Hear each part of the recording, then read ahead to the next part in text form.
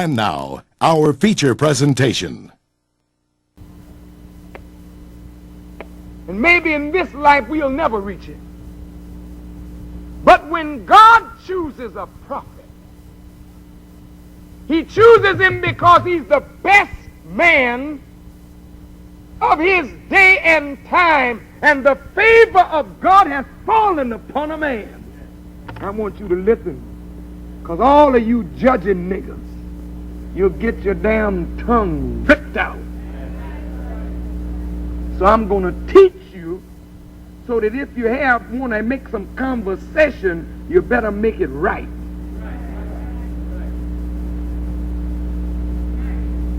And you listen good. And all you sisters especially, you listen.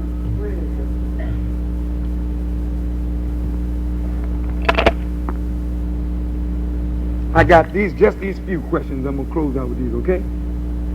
Mr. Larry, all right? I love you, Mr. Larry. He is one of the finest men that I've ever met in my Islamic life.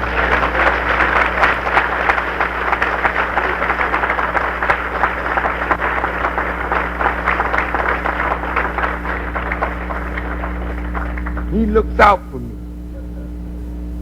And I felt, when you try to be a friend to Allah's messenger, one day, out of somewhere, Allah gonna give you a friend.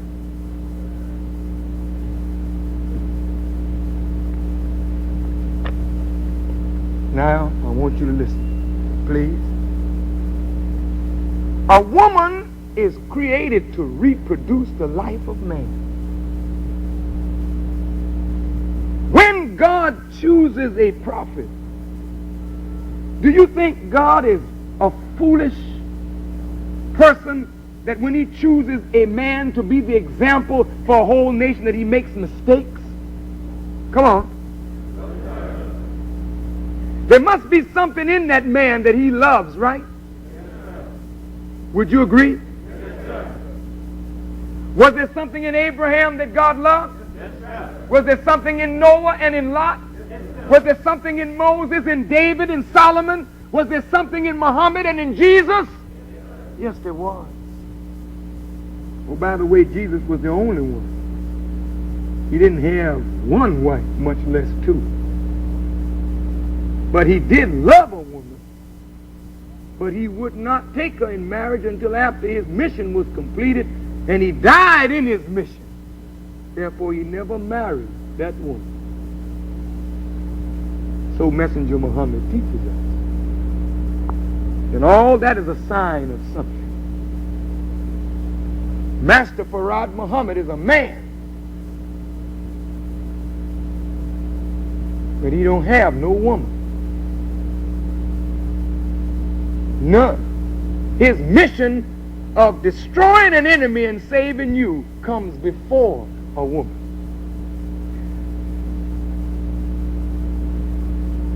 But let's get away from that and go back to where I was going. Y'all all right? Yes, sir. You better bring me some more water. I think I'm stoking up the fire. Yes, sir. I want you to listen.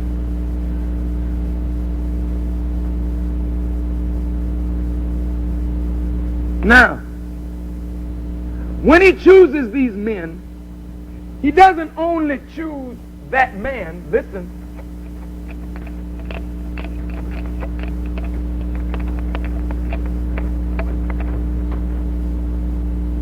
When he chooses that man has a time to be born, and he also has what?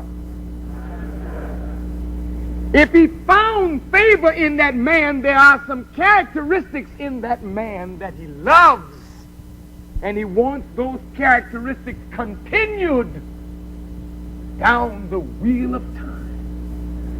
How can the characteristics of the chosen man be continued except through a woman?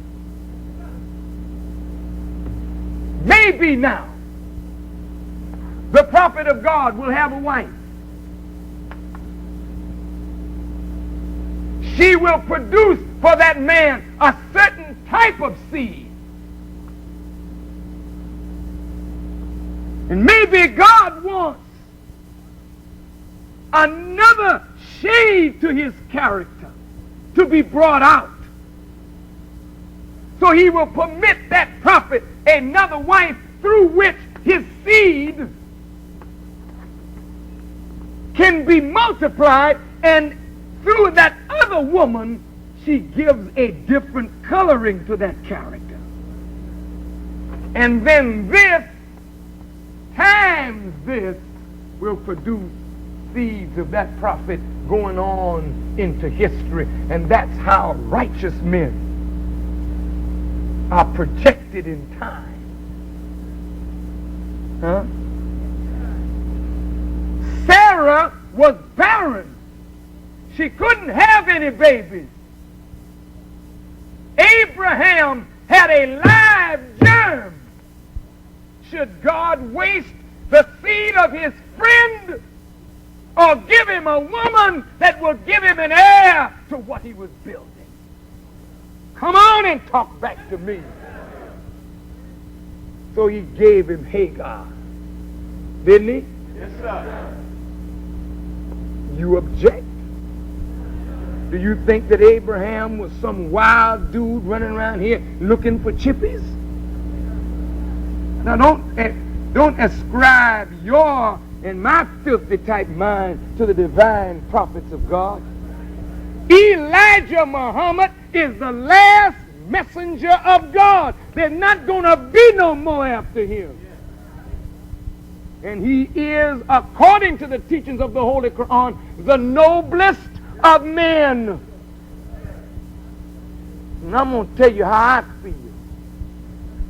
He's the noblest of men, and his seed must not die.